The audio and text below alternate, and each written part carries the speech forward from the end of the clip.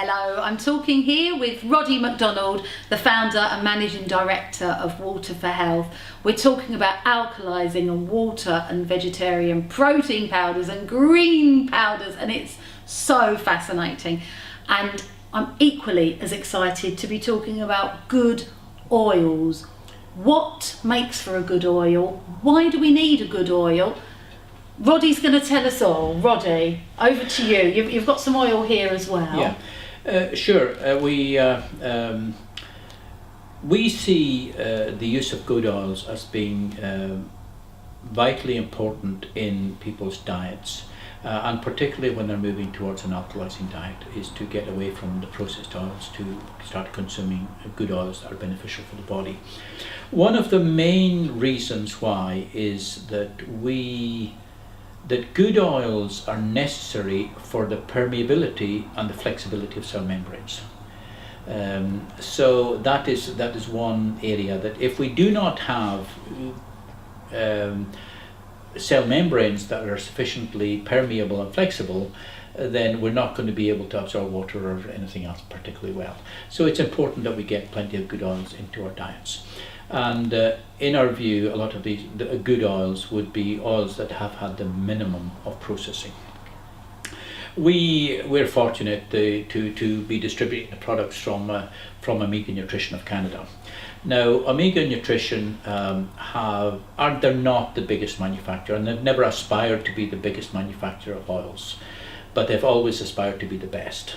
They began manufacturing organic flaxseed oil over 25 years ago. They were the first company in North America to do so, and by far they were way ahead of the field in terms of flaxseed oil, and that's what they built the business on.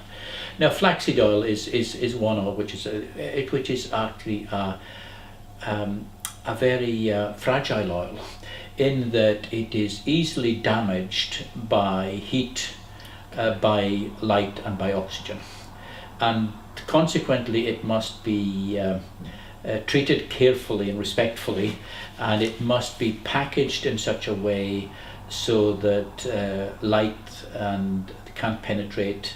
That's why you'll see Omega Nutrition oil bottles are not in glass bottles. Okay. Because these bottles are specially designed for them to stop the ingress of light. Because if light can see into the bottle, or if you can see into the bottle, then light can potentially break down these oils. Wow. So that is why they pack them in bottles like that. Mm. So it's a question of, and so just on that point in flaxseed oil, if you ever see flaxseed oil sitting on the shelf in a health food shop, just leave it there. Really? Because it should be refrigerated. Oh. They should be stored properly and refrigerated. Otherwise, it will just go rancid. But it's important to select oils that are suitable for the purpose. And as an example, flaxseed oil, you should never heat it. It should be used as a cold oil, salad spread, or just absorbed. It is the best vegetarian source of omega-3. Okay. And although it works slightly differently in the body from fish oils, they are both necessary really for our health. And there are many other oils which are good for us, but we should really steer away from your processed oils. But one of the fascinating things, one of the experts in oils through the years was a German scientist, Dr. Joanna Budwig, who's written many books on the subject, and she had her own protocol for cancer treatment, etc., using oils and proteins called the Budwig diet.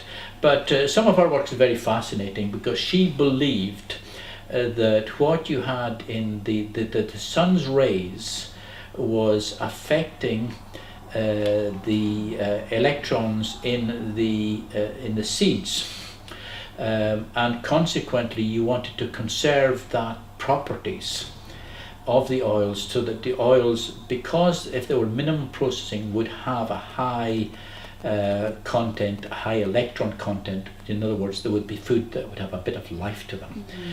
So it's consequently important that you select the oils carefully for ones used raw, cold, how they're stored. There's a lot of good oils out there like flaxseed oil, pumpkin seed oils, another good oil, not so well known, as well as certain of your sunflowers, etc., and sesame. But unfortunately, a lot of them are treated, processed using heat, etc., which is not. So is this cold pressed? Is that the right term? These are cold pressed oils.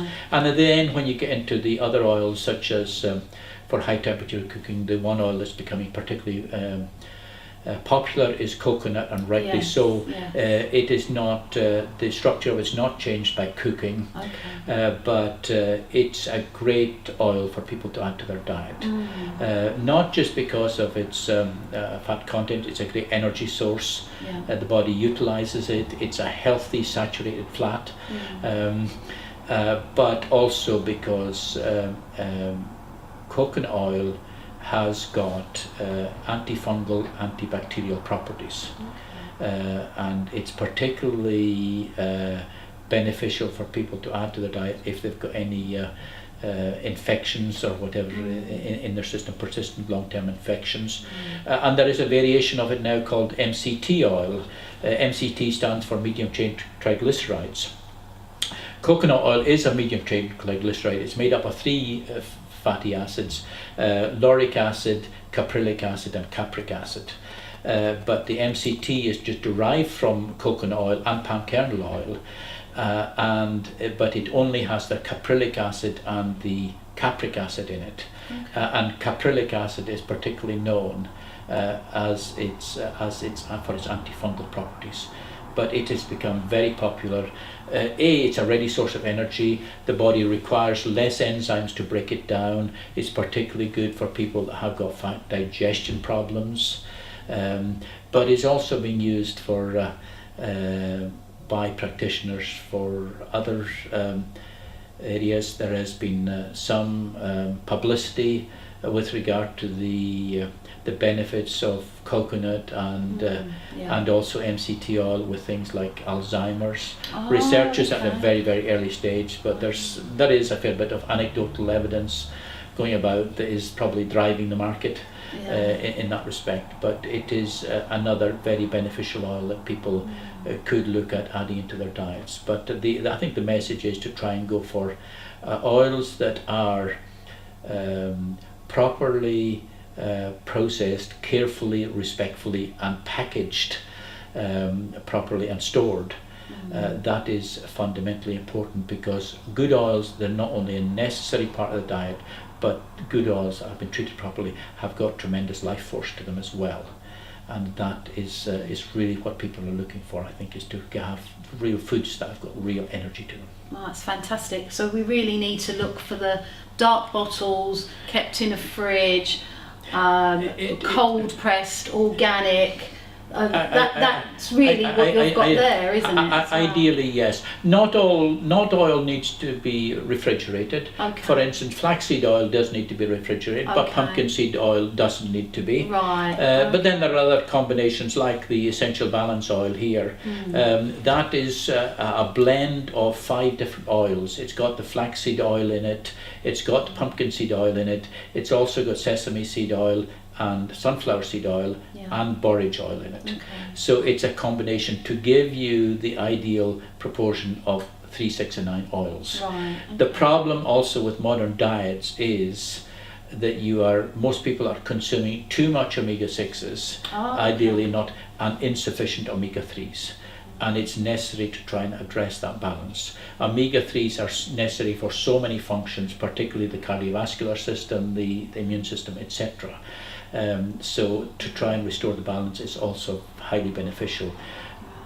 So it may be for some people it's just taking more omega-3 oils, but for others to take a good blend of oils is probably the best option for them. And for that one, or oils similar, can we just drizzle a bit on a salad? Do we just take a spoonful in the morning? Does it just depend on? Well, it depends on the person. Whatever's the easiest way to take it. Some people even add a spoonful of oil to their smoothies. Which is another easy way to take it. There is an interesting protocol, a diet program from from the US, where they are using MCT oil and butter, interestingly, as good sources of balanced oils in a coffee at the beginning of the day. And that's become very popular because, and obviously coffee's got to be a good quality organic coffee, but the idea being you're taking fairly significant amounts of these oils, but it's to stimulate the liver and help the body, really give the body a gentle detoxification every day. And that diet has been people taking for weight management, etc. But it was a practitioner that first mentioned it to me because she saw it as a way to help the whole liver gently detoxify on a daily basis. With coffee, basis. It sounds crazy, doesn't it? I'd rather add it to my green smoothie, I think. It is true, but if you look at the probably the most well-known natural protocol for cancer, the Gerson therapy. Gerson used a lot of coffee in enemas, for liver detoxification. Wow. And I'm not a great advocate of coffee by any manner of means in terms of an alkaline diet, but it's another way that people were using an oil and using actually a beneficial oil. To get it into their system. And the interesting thing about that is you're able to handle far greater quantities of oil than you could be if you tried to ingest them separately. Oh, it's fascinating. Another amazing topic. Thank you very much, Roddy MacDonald, and the importance of good oils. Thanks a lot. Thank you.